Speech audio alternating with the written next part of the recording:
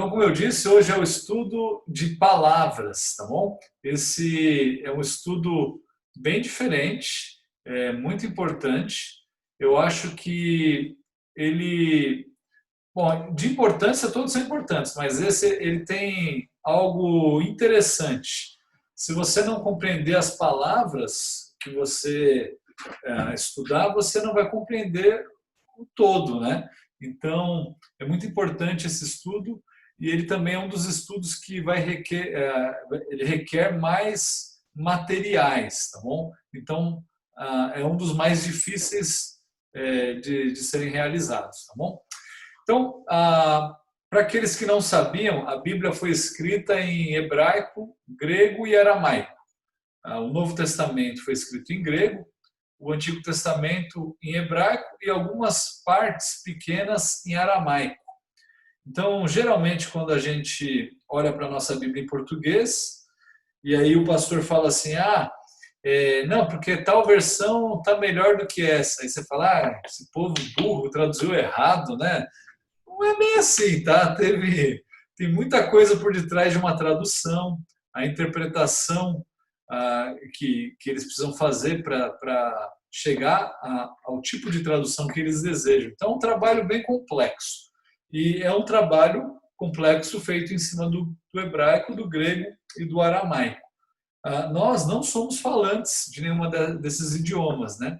E também, mesmo que nós fôssemos, esses idiomas já mudaram bastante. Se você pegar, por exemplo, o grego, que é falado hoje, é completamente diferente do grego bíblico, que é o grego que a gente chama de grego koiné, que é um grego comum. Mas vamos deixar de conversa e vamos para o estudo, né?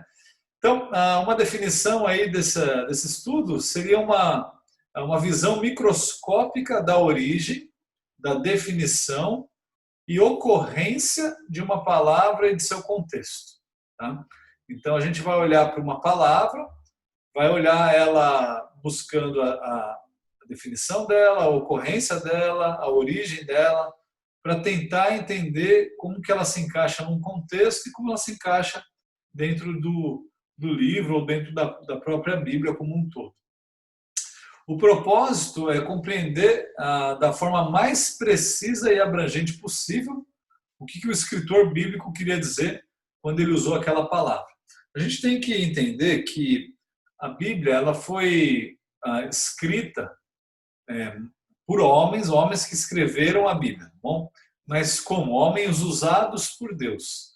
Então a própria Bíblia diz que Deus soprou isso para esses homens que escreveram aquilo que são as palavras de Deus. Então nós cremos, pelo menos os reformados, os fundamentalistas, batistas, presbiterianos, metodistas, todos vão acreditar que a Bíblia é a palavra de Deus e não contém a palavra de Deus. Tem uma diferença bem grande aí. Tá? Por quê? Se você falar assim que a Bíblia contém a palavra de Deus, você se torna o juiz para definir o que entra, o que sai da Bíblia, o que é importante e o que não é importante. Então, a Bíblia sendo a palavra de Deus, há uma importância nas palavras que foram utilizadas. Então, nós entendemos que, por ser a palavra de Deus, os autores bíblicos, eles foram usados por Deus para relatar exatamente aquilo que Deus queria dizer. Ou seja, eles usaram palavras específicas, com precisão, para descrever aquilo que Deus queria que eles descrevessem. Eles não simplesmente falaram palavras aleatórias. Tá? Então Deus soprou. Agora é interessante que Deus usa e usou esses homens com as suas personalidades também. Então, se você pegar um livro de Gênesis, Êxodo, Levítico, Números, Deuteronômio e comparar esses com as cartas paulinas, você vai ver uma diferença bem grande. Se você pegar, por exemplo, o livro de Hebreus, que tem o grego mais difícil no Novo Testamento, e comparar com o livro de 1 João, ou com os livros de 1, 2 e 3 João, você vai ver uma diferença gritante. Você fala, nossa, a maneira de escrever de João era muito diferente da maneira de escrever do autor de Hebreus, e também diferente de escrever do autor Lucas. Lucas, apesar de ser um evangelho, ele foi escrito por alguém conhecedor da língua e com recursos daquilo que a gente chama do grego clássico. Tá? Então, há diferenças entre o grego koiné, que é o popular, o grego clássico, a maneira de você se expressar, a maneira de você, ou palavras que você utilizaria, e as construções das frases também. Só para você entender o que eu quero dizer com essas diferenças, por exemplo, em português nós temos sujeito, verbo, complemento. Tá? Então, eu posso falar assim, a menina comeu uma maçã. Então, você sabe, a menina comeu, verbo, complemento, a maçã. Já em grego, essa ordem na frase, ou essa frase não precisa estar em ordem. Então, você pode colocar, comeu uma maçã menina. Uma menina comeu maçã. Então, no grego tem essa estrutura diferente. A maneira que você lê é diferente. E no grego clássico, isso fica mais difícil ainda do que no grego koiné, no grego bíblico. Então, por essas estruturas, você consegue já perceber como que foi escrito, ou quem foi escrito, para quem foi escrito, e algumas diferenças aí que fazem bastante sentido quando você vai interpretar. A gente não precisa saber de todos esses detalhes para fazer um estudo de palavras, tá? Mas é bom saber só para ter em mente esses conceitos, né? Então, nós vamos fazer um estudo específico de palavras específicas que aparecem aí no nosso texto. Bom, vamos lá. Por que esse estudo é importante, né? Por que a gente precisa usar esse estudo, na verdade? Grande parte das doutrinas bíblicas, elas giram em torno de palavras singulares. Por exemplo, a gente tem a palavra graça. O que é graça? O que é expiação? Você conseguiria definir o que é fé? Lá no livro de Hebreus, capítulo 11, ele dá uma definição de fé. Então, se alguém perguntar para você o que você crê sobre determinado assunto, aí você tem, geralmente, uma palavra muito importante que a pessoa precisa entender para você, então, explicar aquilo que você crê. Então, para entender as Escrituras, nós precisamos compreender o significado dessas palavras. Tá? E, geralmente, essas palavras aparecem no texto. Elas podem não aparecer também. Por exemplo, trindade. Você não vai ver a palavra trindade nem triunidade na Bíblia. Mas são conceitos que a gente precisa explicar. Hoje, o nosso foco é em palavras que aparecem na Bíblia. Tá? E a gente vai focar em cima disso. Mas, assim, os mesmos princípios que a gente aplicar para esse método hoje, você pode aplicar para essas palavras que não aparecem na Bíblia. Bom? Em segundo lugar, a interpretação correta, ela depende da compreensão correta dessas palavras. Exemplo disso está lá no Salmo 12, no versículo 6, diz assim: as palavras do Senhor são palavras puras, prata refinada em cadinho de barro, depurada 7 vezes. E aí, novamente, vale lembrar aquilo que eu disse no começo. As palavras do Senhor são puras. O que são as palavras do Senhor? A Bíblia. Então, a gente não simplesmente desperdiça essa Bíblia, a gente não joga fora. Tá? E Provérbios 30.5 diz, ou 35 diz, toda a palavra de Deus é pura, ele é escudo para os que nele confiam. Então, toda a palavra de Deus é pura. Aí vale também, então, ressaltar a importância das palavras, mas provavelmente você vai me levantar a seguinte dúvida. Tá, as palavras são importantes, a Bíblia é a palavra de Deus, mas se trata de uma tradução. Sim. Mas é por isso que a gente tem que estudar essas palavras que nós temos na nossa língua para chegar às mesmas conclusões que você chegaria se estudasse na língua original. E a gente vai também buscar a interpretação da língua original. Mas é importante ressaltar que quando você pega traduções que a gente chama de traduções literais, ou seja, não são paráfrases, ou que levam o mínimo possível de interpretação do tradutor, você pega uma, pega outra, você chega na mesma conclusão que os tradutores estão chegando. mas às vezes você tem algumas traduções que te ajudam a compreender isso. Diferente de paráfrases, que elas vão te dar um viés e vão te guiar para entender aquilo da maneira que o tradutor colocou, porque ele tinha alguma coisa por detrás já. Então, quando a gente traduz uma palavra determinada, você vai ter que olhar para a tradução, o significado dessa palavra, e vai ter que entendê-la dentro de um contexto, que é o que a gente vai ver. Mas você sempre vai chegar nas mesmas conclusões que outras pessoas vão chegar, porque você não está tentando interpretar algo de acordo com aquilo que você deseja, mas se interpretar de acordo com aquilo que o autor queria explicar. Então, colocando de uma outra maneira, se você estudasse hoje no colégio ou na própria faculdade, o que é dito por aí é que quando você lê um livro, você faz o exercício de interpretação, como se aquilo que o autor colocasse não fosse aquilo que ele quisesse dizer. Então, todo livro toma uma perspectiva nova a partir da leitura de alguém que está lendo o livro. Na verdade, aquilo que o autor escreveu é esquecido, tanto faz. Ah, não, eu interpreto que ele quis dizer isso. Na verdade, não. O que ele quis dizer foi isso. Se você concorda com isso ou não, é outra questão. Isso daí é o que a gente chama de progressismo dentro das escolas, das universidades, e é algo que tem acontecido nos últimos 150 anos, que tem ajudado a deturpar a interpretação da palavra de Deus também. Então, essas pessoas que nós chamamos de liberais dentro do movimento teológico são pessoas que interpretam a Bíblia segundo aquilo que elas trazem para a Bíblia e não segundo aquilo que o autor bíblico ou a palavra de Deus expõe. E aí você gera uma série de erros. Tá bom?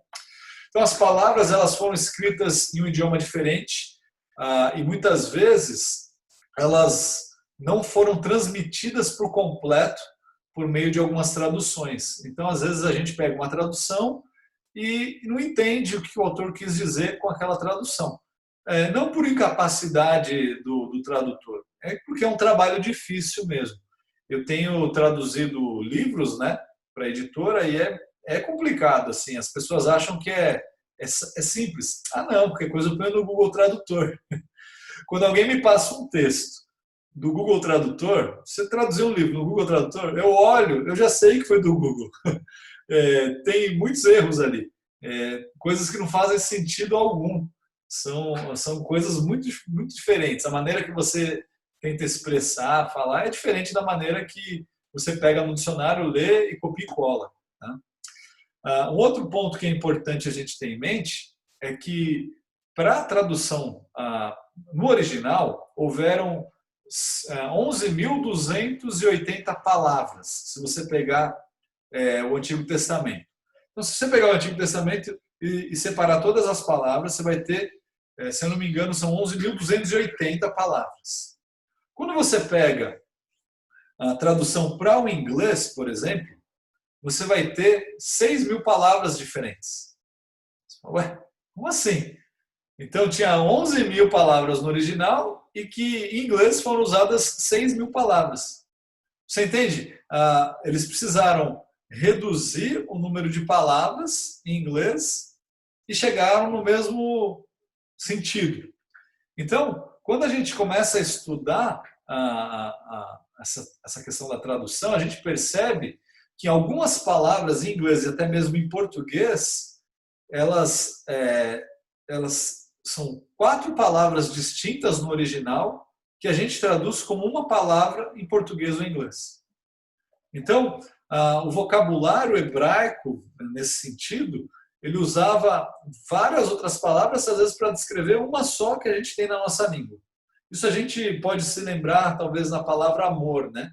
Então, existem ali pelo menos 4 palavras em amor, para amor em grego, e a gente traduz como amor. Tá? Uma palavra só que tem vários conceitos por debaixo dela. Bom? E dependendo da sua interpretação, você pode levar para um pensamento ruim ou um pensamento bom, segundo aquilo que a pessoa está falando. Se você vê um homem na rua e virando para o outro homem falando assim, eu te amo, aí você pode pensar o quê? Várias coisas. Hoje em dia, então, isso pode te levar a considerar uma expressão homoafetiva. Você fala, mas será? E se é pai e filho? Não, são conceitos completamente diferentes, tá bom? Então, o contexto, ele deve indicar o significado final da palavra. Então, o contexto em que a palavra se encontra deve indicar o significado final dessa palavra. Prosseguindo, então, as ferramentas, eu disse que esse talvez é o método que mais necessite de ferramentas. Uma Bíblia de estudo, se você tiver, talvez no final dela ela vai te dar algumas palavras e significado de algumas palavras.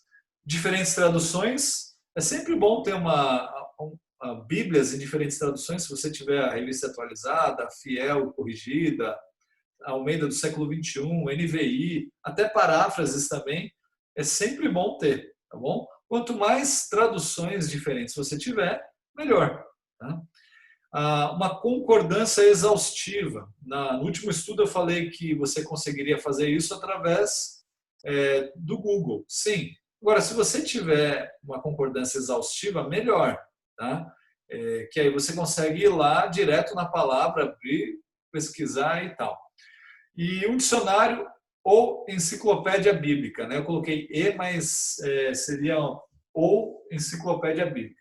Um dicionário bíblico é importante porque igual você quer aprender uma língua, o que você faz? Você vai checar o significado dela no dicionário. E com um dicionário bíblico, a mesma coisa. Você tem ali definições mais claras, mais específicas. Dá para fazer o que a gente vai fazer sem esses recursos? Sim. Mas vai dar muito mais trabalho. Tá? Você vai ter que pensar muito mais para, às vezes, chegar na mesma conclusão que você acharia num dicionário bíblico. Então, dado essas ferramentas aí, se você tiver, melhor. Se não tiver, faz um esforço para, pelo menos, adquirir aí uma concordância, um dicionário bíblico mais tarde. Tá bom? Vamos lá, algumas dificuldades que a gente vai enfrentar. Então, às vezes, como eu disse, algumas palavras em grego são traduzidas em apenas uma palavra na nossa língua portuguesa. Então, esse é um dos problemas que a gente pode enfrentar. Às vezes, uma palavra grega ou hebraica também é traduzida de várias maneiras em português. Por exemplo, a palavra koinonia, que geralmente a gente lembra de comunhão. Tá? Então, koinonia, ela é traduzida em Atos 2:42 como comunhão. Já em Filipenses 1:5, ela é traduzida com a ideia de participação. Aí já mudou, né? Aí você olha em 2 Coríntios 8, no versículo 4, e você vê a palavra koinonia no original, e a tradução dela é participarem. Em Romanos 15:26, a mesma palavra koinonia aparece como coleta. Peraí, comunhão para coleta mudou tudo, né? Mas você percebe que quando você vai fazer esse estudo, a ideia de koinonia ela permeia essa ideia de coleta. A participação de pessoas diferentes de um grupo, levantando ali uma coleta para ajudar os irmãos em uma outra região. 2 Coríntios 9:13, você tem a palavra contribuição. Então, a gente tem comunhão, participação, participarem, que é a mesma raiz, né? Coleta e contribuição. 5 ou, pode ser 4 palavras diferentes, traduzidas para uma só palavra no original. Tá? Então, essa é uma das dificuldades que às vezes a gente vai perceber. Se você encontrar uma palavra desse tipo, que acontece isso, você pode lidar da seguinte forma. Você faz uma lista das diferentes maneiras em que a palavra foi traduzida. Tá? Então, você faz uma listinha no seu caderno, você põe assim, ela foi traduzida, igual eu fiz aqui. Atos 2:42, koinonia foi traduzida como comunhão. Filipenses 1:5, como participação. Romanos 15:26, coleta. Você vai fazendo essa listinha. Aí você faz nessa listinha quantas vezes a palavra é traduzida de cada maneira. Tá? Por quê? Provavelmente, koinonia vai aparecer mais como comunhão do que outras vezes. Provavelmente, eu não chequei, tá? Mas você faz essa separação aí, fala quantas vezes ela aparece. Se possível, pega esses pedacinhos dos versículos e coloca exemplos ali, para você se lembrar quando você bater o olho. Falar, entendi. Por exemplo, ele está falando de participação, aí já copia um pedacinho do versículo, coloca ali. Quando você olhar, você já vai saber do que ele está tratando. E aí, você escreve como que esses significados se relacionam. Então, como que comunhão se relaciona com participação? Você vai descrever isso. A comunhão dos santos. Eles estão juntos. É participar junto. A coleta é o quê? A participação de pessoas diferentes dando um recurso para que esse recurso atinja um fim comum. É contribuição. Então você vai escrever esses significados e como eles se relacionam. E aí você vai checar se o autor está usando essa palavra ou em qual sentido que ele está usando a palavra. Tá? Porque a gente pode ter a palavra comunhão em mente, de koinonia, mas o autor estava usando ali contribuição. Não tem sentido nenhum, né? Eu querer usar a mesma palavra com um significado diferente. E aí, então você vai chegar à conclusão vai chegar às suas conclusões. Tá? Às vezes uma palavra no original também é traduzida por uma frase em português. Como assim? Peraí, uma palavra por uma frase aí é demais, né? Bom, tem um exemplo, 2 Coríntios 3,18.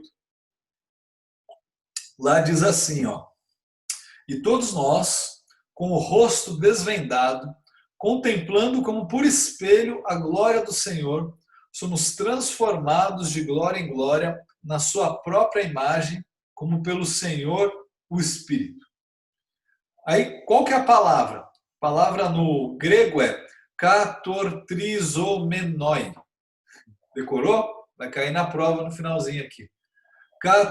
Katortrizomenoi. O que acontece? Essa palavra aí, ela significa, na nossa língua portuguesa, contemplando como por espelho. Tá? Então, o original é uma palavra só, mas ela foi traduzida desse jeito porque a gente não tem um verbo contemplar como por espelho em português. Não existe uma palavra em português que é um verbo que signifique isso. Então, eles precisaram traduzir dessa forma, que foi a melhor forma que eles acharam. Então, assim, isso é só para você ficar ciente desses pontos que podem aparecer e às vezes você fala assim, não estou entendendo. Bom, é porque às vezes uma palavra tem mais de um significado na nossa língua, ou ela tem mais de um significado na língua original, ou ela aparece como uma frase completa aqui para a gente, na verdade é uma palavra só no original. Bom, vamos lá para os passos então. Nós temos, se não me engano, 8 passos. 8 passos. O primeiro deles é você escolher uma palavra. E aí, de novo, vem aquela dúvida cruel. Essa é a parte mais difícil. O que eu vou fazer? Bom, a gente já chega lá, mas você vai ter que escolher uma palavra. Aí você vai ter que encontrar a definição dessa palavra na língua portuguesa. Grande parte dos professores de escola bíblica, de pastores, seminaristas que gosta de falar bastante, né? Não, no grego isso significa isso. E não mudou nada na sua vida você saber o significado da palavra no grego. Vários cometem até a falácia de usar a palavra no grego, mas de uma forma errada. Por exemplo, dynamos, né? Palavra de poder, né? E aí eles enfatizam essa palavra, enfatizam e criam um monte de coisa. Bom, dynamos é poder, sim. É da onde nós tiramos a palavra, ou a palavra dinamite foi criada, não o contrário. Mas geralmente o pessoal usa a palavra do jeito contrário, como se dynamos no original fosse usada ali pelo autor por causa da dinamite. Nem existia dinamite naquela época, tá? Mas o pessoal gosta de usar o original, às vezes para parecer mais intelectual também. Tá?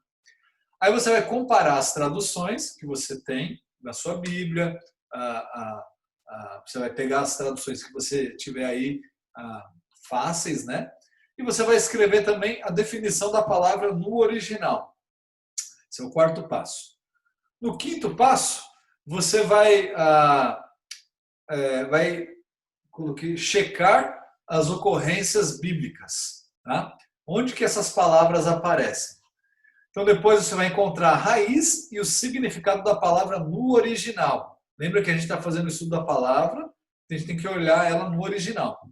Vai descobrir o uso dessa palavra na Bíblia ou no livro que você vai estar estudando. E aí, por fim, você tem que escrever uma aplicação. Se não tiver aplicação, o que você fez? Um exercício acadêmico. E serve para quê? Não sei. Se for só acadêmico, talvez para você ficar mais inteligente, para se gabar perante alguém, mas assim, se não tiver uma aplicação para o seu dia a dia, é complicado, né? Não sei se você vai ser professor de Bíblia, de teologia, de escola dominical, se não for para apresentar o seu conhecimento, sem aplicação não vai servir para nada. Tá bom? Então vamos lá para o primeiro passo, que é a escolha da palavra. Então, talvez esse seja o mais difícil, mas você precisa fazê-lo. Você precisa escolher uma palavra, tá? Qual palavra que você gostaria de estudar? Talvez nos estudos anteriores, espero que você tenha feito algum, você tenha se deparado com uma palavra e que você gostaria de estudá-la. E aí, o interessante é pegar essa palavra e aí separá-la e a gente pode fazer então um estudo sobre ela. Bom? Sempre que você se deparar com uma palavra nos seus próximos estudos ou uma palavra que chame a sua atenção na Bíblia, separa essa palavra, coloca numa listinha e aí você pode recorrer a ela depois para fazer um estudo mais aprofundado. Bom? Eu tenho aqui algumas sugestões de palavras para você estudar também. Por exemplo, adoção. Adoção? Nunca pensei nisso. Não é adoção na perspectiva nossa hoje em dia. Mas a Bíblia fala que nós fomos adotados por Deus, né? Aí você fala, olha só, nunca pensei nisso. Esse é um conceito bem complexo, né? Então eu não pertencia a ele, não fazia parte da família dele, agora eu fui adotado, eu faço parte da família de Deus. Olha, tem bastante coisa aí. Fé, outra palavra bem interessante. Reino. Reino aparece o reino de Deus, o reino dos homens, o que significa reino de Deus? O que significa somos sacerdócio real? É da mesma raiz. Mistério. Mistério também aparece. A palavra santo. O que significa santo? Se você olhar a palavra santo lá em Isaías, ela aparece 3 vezes quando os anjos declaravam que Deus era 3 vezes santo. Por que é uma repetição disso? A palavra servo, que na nossa tradução hoje ela é traduzida como servo, mas provavelmente no original deve estar lá como escravo. Paulo, servo de Deus, né? Escravo de Deus. Aí, agora, a palavra escravo no original é diferente do conceito de escravidão de 150 anos atrás. Então, é uma palavra interessante. A palavra alma, alma, sopro, espírito, tem distinção entre alma e espírito? O que significa alma, o que significa espírito?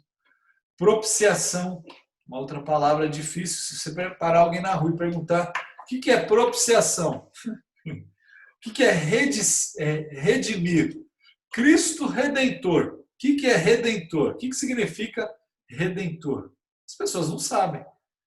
Amor. O que a palavra amor significa? Eu acho que amor é isso. Bom, o que é amor segundo a Bíblia, né? A palavra esperança. Lá em Romanos, nós estudamos Romanos 12, fala que nós temos uma esperança, a esperança é Cristo. O evangelho e o angelion, no grego, né, a palavra é boas novas, boas notícias, mas ela assume um significado diferente quando você a relaciona com compartilhar a palavra de Deus. Temor. Temor é diferente de medo, mas ela tem a mesma raiz. E aí, o que a gente faz? Bom, essas são algumas sugestões, tá bom? Você pode escolher outra palavra aí e fazer um estudo e vai ter aplicações muito boas em cima dessas palavras. Então, depois que você escolher a sua palavra, você vai encontrar a definição dela em português. É isso que você precisa fazer.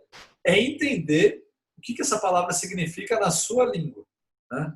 Um monte de gente, quando eu dava aula de inglês, né, um monte de gente falava assim, que o pessoal falava para mim, às vezes você não vai entender o que eu falo porque eu falo muito rápido. Aí eu falava assim, não, é porque você fala mal, né?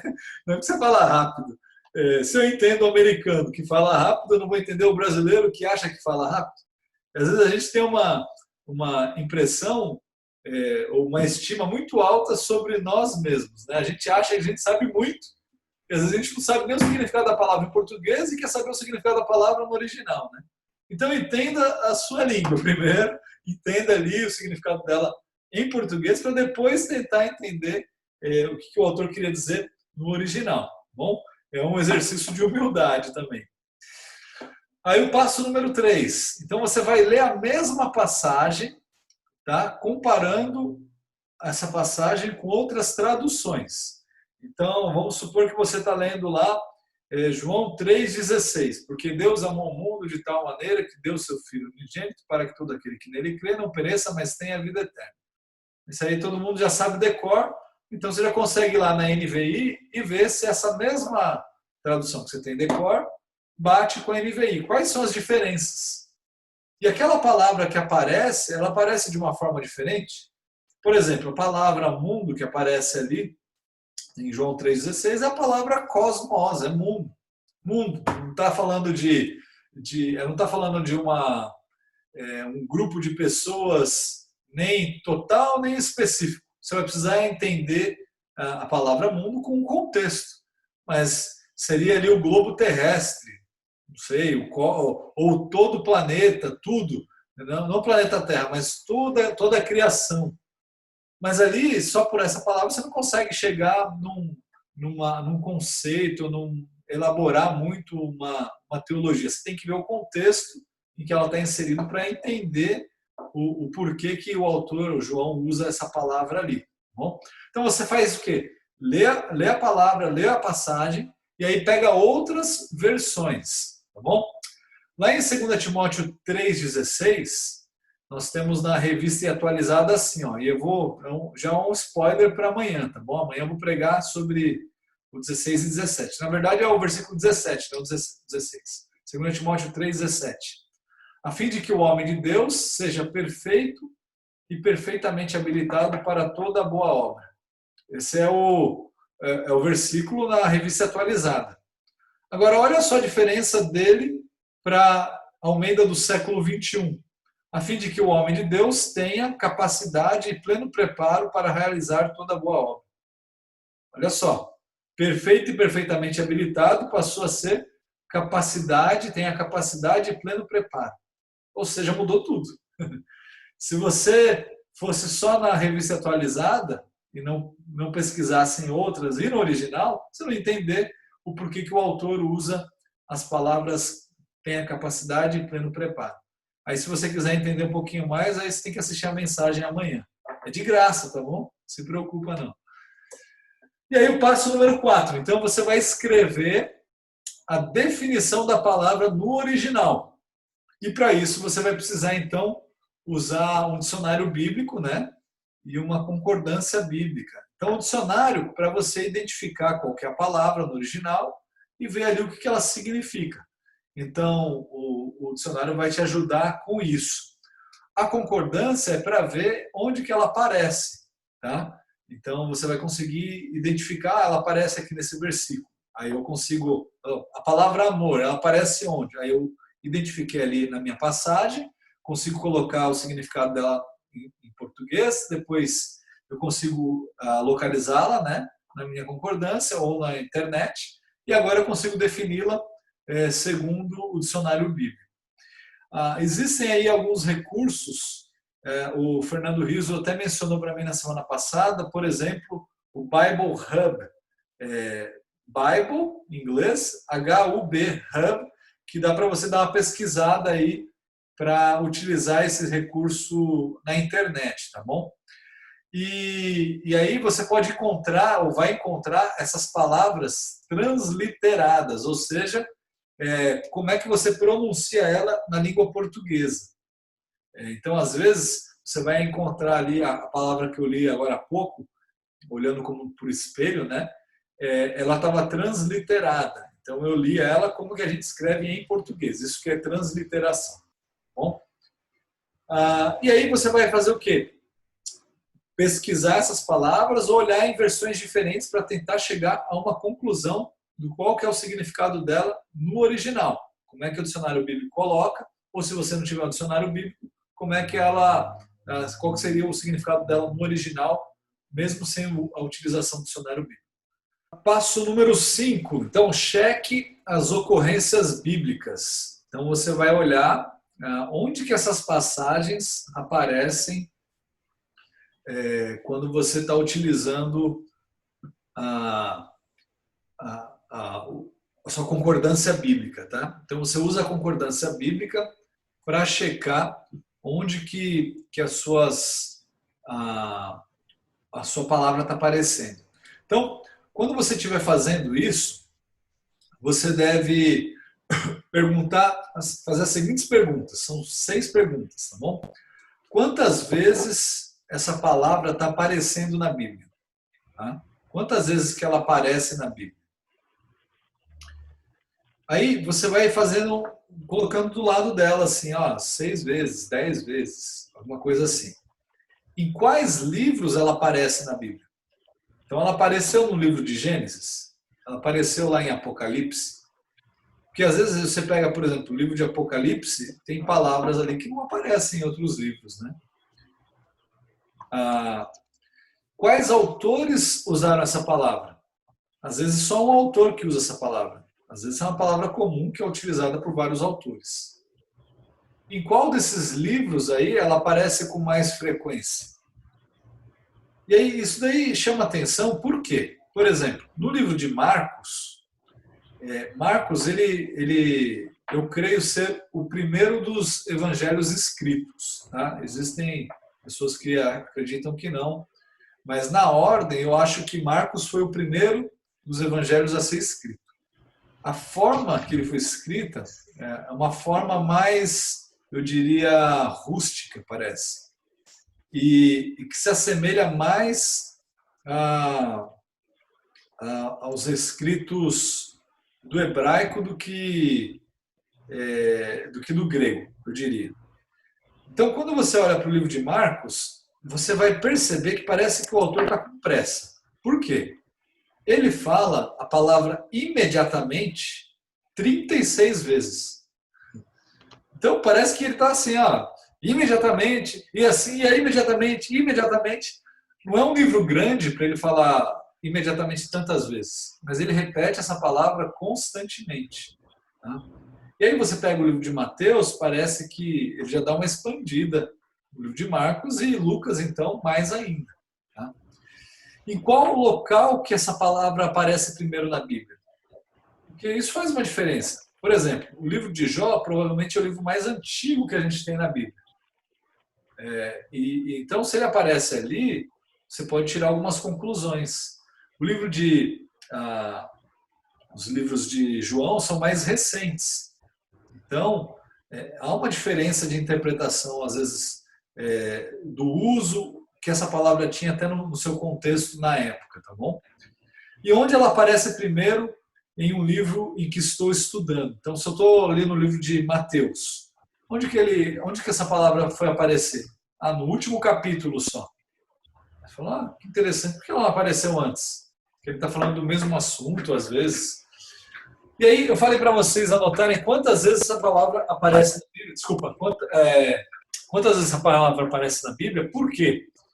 Existe uma palavra em grego, né, que a gente translitera, que é a palavra rapax. Então, rapax legomena. Em grego, é um termo grego que a gente usa no seminário, que significa quantas vezes essa palavra aparece. Se ela aparece uma vez só. Tá? Por quê? Se ela aparece uma vez só, ela deve ter uma importância grande. Às vezes ela não tem importância nenhuma, né? só apareceu uma vez, mas se é uma palavra que tem uma aparição única, às vezes ela foi escolhida a dedo. Então, por isso ela é importante. Então, às vezes, é bom saber se essa palavra aparece mais de uma vez na Bíblia, justamente para a gente poder falar assim, olha, talvez o autor queira que a gente preste atenção nessa palavra. Ele escolheu essa palavra a dedo justamente por isso. Bom, continuando. Esse é o passo número 5. Passo número 6. Encontre a raiz e o significado original da palavra. Quando eu falo encontre a raiz da palavra, o que eu quero dizer com isso é que a mesma coisa que a gente usou, por exemplo, ali com a palavra koinonia. Tá? Quando você olha uma palavra em português, você vai ter ali, por exemplo, um verbo, né? Comer. Então você tem a terminação dele que pode mudar, né? Eu como, ele come, né? Tem o finalzinho que muda, tá? E dependendo se está falando no presente, no passado, no futuro, esse final vai mudar. Só que a raiz da palavra não muda. A palavra comer tem sempre aquele comecinho que não muda. A mesma coisa com a palavra no original, no grego, no hebraico, no aramaico. Bom? Então, essa raiz é da onde vai ter o conceito primário dela. E aí você pode ter variações dessa palavra. Mas a gente precisa saber, identificar qual que é o conceito dessa palavra que a gente está estudando. E aí, com esse conceito, você consegue entender o que o autor queria dizer. Tá? Então, para isso, vem o recurso do dicionário bíblico. Você vai procurar no dicionário bíblico qual que é o significado original daquela palavra. E aí, ali, às vezes, ele vai te dar até um exemplo. Ele vai te dar, às vezes, na enciclopédia bíblica, como que essa palavra era utilizada. Na Bíblia de estudo também você consegue identificar isso. Às vezes, você pega uma Bíblia de estudo que no final ela tem ali um mini dicionário bíblico, alguns termos, que vai te dar a explicação daquela palavra e vai te dar sugestões de como ela é utilizada em outras passagens. E você pode utilizar também a internet, né? Então, se você colocar ali na internet, por exemplo, amor bíblico, significado de amor bíblico, tradução para a palavra amor na Bíblia. Então, você vai conseguir achar ali várias variações dessas palavras aí que vão te auxiliar na compreensão do original. Tá? Isso é importante. Então, se você tiver esses recursos, melhor. Se não tiver, aí o trabalho vai ficar um pouquinho mais difícil. Por quê? Você vai ter que partir da sua língua em original, português, olhar onde essas palavras aparecem nos textos bíblicos, para tentar entender o contexto em que ela está inserida e tirar o significado dela. Tá? Então vai dar um trabalho ainda maior. É melhor fazer a partir do original do que fazer a partir da sua língua nativa. O passo número 7 é você descobrir o uso da palavra na Bíblia. Tá? Então, a questão aí é a seguinte. Eu posso falar, por exemplo, vou dar um exemplo extra-bíblico. A palavra idiota. Tá? Então, hoje, se eu falar assim, ele é um idiota, todo mundo sabe que eu estou pejorativo, estou falando mal de alguém. Agora, a palavra idiota, anos atrás, ela foi cunhada justamente para tratar de pessoas com um problema mental, ou com pessoas que não conseguiam, não tinham o mesmo número de QI, que é considerado a norma da população mundial. Então, essas pessoas eram idiotas, mas essa palavra foi sendo utilizada para se tratar de forma pejorativa das outras pessoas. Então, eles começaram a usar ela de uma outra forma. A mesma coisa acontece com as palavras bíblicas. Então, às vezes, você pega um termo bíblico e aí você usa do jeito que ele é usado hoje. E ele perde todo o seu significado. E uma palavra que aconteceu isso é a palavra awesome, maravilhoso em inglês, awesome. E aí, alguns anos atrás, essa palavra ela se tornou uma expressão em inglês que era para falar assim, da hora, legal. Só que ela se tornou a palavra para falar isso. E aí, quando a gente olha na Bíblia que My God is an awesome God, que meu Deus é um Deus maravilhoso, ela perdeu o significado. Ah, é um Deus da hora. Não é a mesma coisa. Tá? Então, a gente tem que prestar atenção como que essas palavras eram usadas na época em que o livro bíblico foi escrito. Tá? Por isso que tem que ter um cuidado. Então, para isso, se você tiver a possibilidade ou a capacidade e disponibilidade de livros extra-bíblicos da mesma época, você consegue checar isso. Que esse é um trabalho que geralmente os tradutores vão fazer, pessoas que são mais dedicadas a isso vão fazer. Tá? Se você não tiver como fazer isso, você pode buscar enciclopédias bíblicas. Tá? E aí você vai ter ali explicações do porquê que aquela palavra era usada daquela forma. Bom? E então, o que você está tentando fazer é descobrir como é que era usada na Bíblia ali, naquele texto. Tá bom?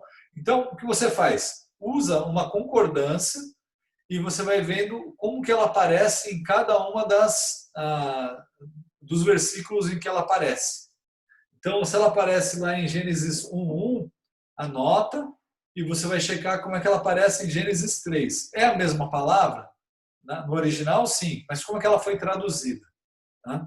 Como é que o autor usou essa palavra em outras partes do mesmo livro que ele escreveu? Como é que ele usou essa palavra em outros livros que ele escreveu? Então, às vezes, você pega Moisés, a gente crê que Moisés escreveu os 5 primeiros livros da Bíblia. Como é que ele escreveu, usou essa palavra em Gênesis? Como que ele usou essa palavra em Deuteronômio? Como é que ele usou essa palavra em Levítico? Bom, então são coisas distintas. Moisés também escreveu um salmo, Salmo 90. Como é que ele usou essa palavra no Salmo 90? Provavelmente de uma forma diferente de como ele usou lá em Gênesis capítulo 5, que é uma narrativa. Tá? Então, às vezes, ele usa a mesma palavra com significados diferentes. Como a palavra era usada no Novo Testamento? Então, aí tem algo bem interessante. Por exemplo, se você pegar, a gente usa o termo Septuaginta, que é a tradução do Antigo Testamento para o grego.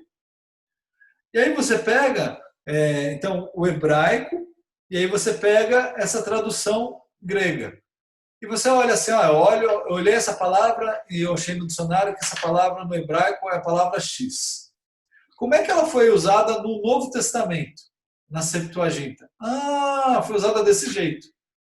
E aí eu consigo olhar nessas passagens, usando a minha enciclopédia, a minha concordância bíblica, como que eu consigo interpretar essa palavra hoje na língua portuguesa. Então é interessante você recorrer ao grego, mas vendo o grego como sendo a tradução do Antigo Testamento. Tá vendo? Então dá para você usar isso também. Tá? Essa palavra aí, ela tem mais de um uso. Tá? Se ela tiver mais de um uso, quais são esses usos? Tá? Igual eu falei, a palavra amor, ela pode ter um sentido de um amor entre irmãos, de um companheirismo, de um amor erótico. Então, ela tem vários significados. Qual é o uso que essa palavra tem? Tá bom? Qual é o uso mais frequente dessa palavra? Então, se a gente está usando uma palavra sempre com o mesmo significado, de repente ela usa com outros, fala, opa, alguma coisa importante está aí. Tá? E aí, de novo, né, ela foi usada, como que ela é usada, a primeira vez que ela foi usada, como é que ela foi usada na Bíblia? Quando ela aparece na Bíblia, como é que foi a forma que ela foi usada? Descubra, então, como ela foi usada no contexto em que ela está inserida. Isso que é importante. Tá? Porque não adianta eu relacionar tudo isso e não interpretar o significado dela de acordo com o contexto. Você sempre vai buscar o contexto em que ela está inserida. Tá bom? Vou dar um exemplo aqui, um exemplo lá de João 3:3, quando Jesus está falando com Nicodemos, tá bom? Aí ele diz assim lá no versículo 3 do capítulo 3 de João.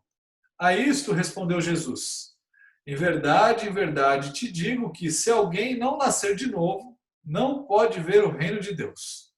Então preste atenção aí, ó, nas palavras nascer de novo, tá bom? Essa que são as 3 palavras-chave. Aí você vai agora para João 3:7, mesmo capítulo, agora no versículo 7.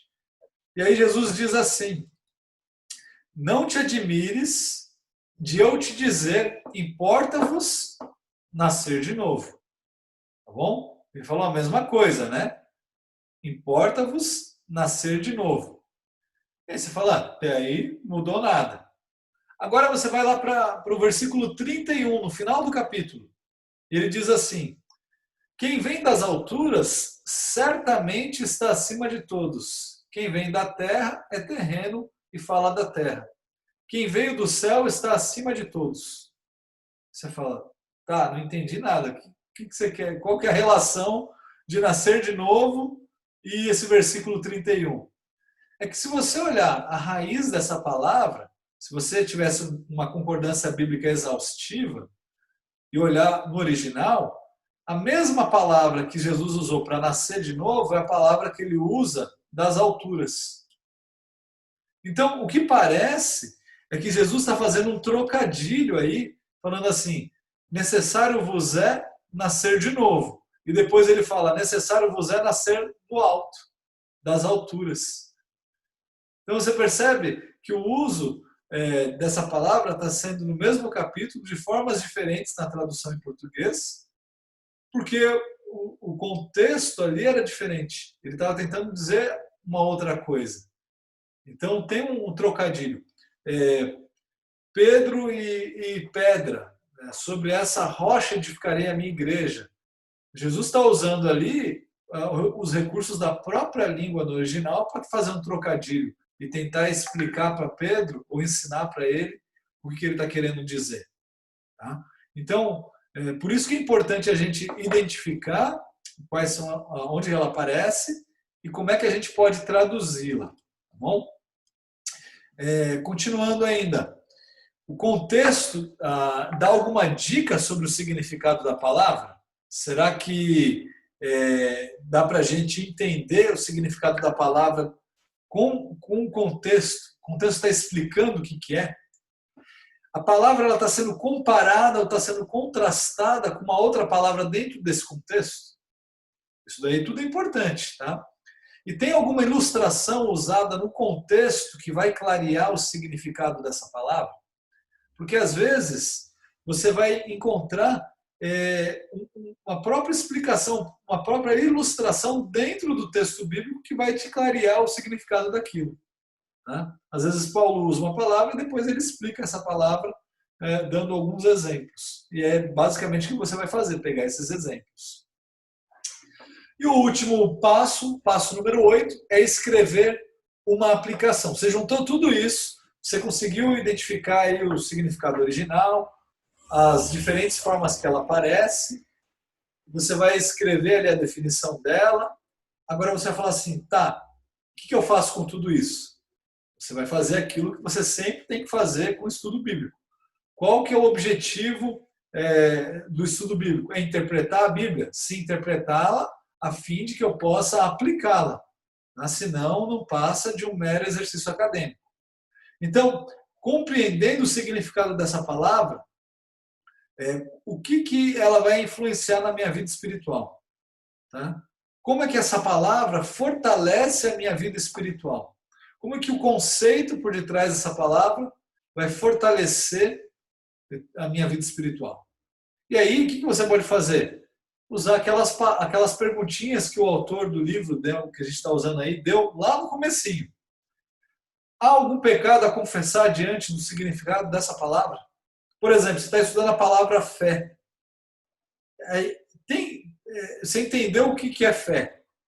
Então você sabe que fé não diz respeito a você ter demonstrado para você de uma forma claríssima que você vai fazer isso, isso, aquilo, escrito, que Deus tem que vir escrever numa tábua, te entregar essa tábua para você confiar nele. Isso não é fé. Então o que você tem que fazer? Confessar seu pecado. Eu não estou agindo com fé. Tem alguma promessa feita aqui pelo próprio Deus que eu consigo identificar no estudo dessa palavra que eu fiz? De acordo com o significado dessa palavra que eu estudei aí, tem alguma atitude que eu tenho que mudar? Então, quais atitudes eu preciso mudar hoje em relação a essas palavrinhas ou a essa palavra que eu estudei hoje? Tem algum comando que eu preciso obedecer? Alguma ordem que eu preciso obedecer? Tem exemplo que eu devo seguir? Será que eu posso usar essa palavra para orar de volta a Deus, falando assim, Deus, eu estudei a palavra misericórdia, ser misericordioso comigo. Aí você estudou a palavra justiça. Você não vai orar assim, Deus, ser justo comigo. Eu tenho certeza que você vai orar ser misericordioso, porque justo você não vai querer. Senão Deus vai ser justo com você. Aí a coisa vai ficar feia. Tem algum erro que eu preciso evitar? Tem alguma verdade que eu preciso acreditar? E há alguma coisa que eu possa louvar a Deus, pela qual eu possa louvar a Deus? Então, através desse estudo da palavra, a gente consegue aplicar tudo isso. Como eu disse, amanhã a gente vai estudar ainda em 2 Timóteo, capítulo 3, versículo 17, e eu tive que utilizar isso. Na mensagem da semana passada, eu tive que utilizar esse método de ensino, que também é um método de estudo de palavras para, por exemplo, a palavra paideia, ou para outras palavras que apareceram ali no texto de 2 Timóteo capítulo 3. Só essa palavra paideia, ela tem uma enciclopédia inteira, mais ou menos do tamanho da Barça, não sei se é da época da Barça que tinha, só para falar sobre o significado da palavra paideia. Tá? Então tem muita coisa que a gente consegue aprender estudando os significados dessas palavras.